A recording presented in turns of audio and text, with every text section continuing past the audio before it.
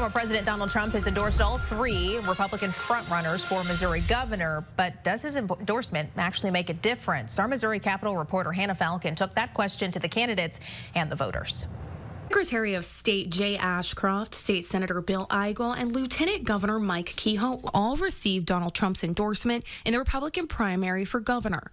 But when I asked what they thought of sharing the endorsement, I'm not one to focus on the other people in the race. I'm not worried about that. That's kind of how the president is. I think it's interesting. the candidates believe Trump has sway over the Missouri vote. Missourians know that he's the individual that we need in the White House right now. You know, Donald Trump is winning the country right now on the idea of being a disruptor for one of the nation's biggest swamps down in Washington, D.C. I'm so thrilled to have Donald Trump's endorsement. But what do voters say? I caught up with Republican voter Ann Bax at a Kehoe campaign event. Do you think that Donald Trump's endorsement is important as a voter?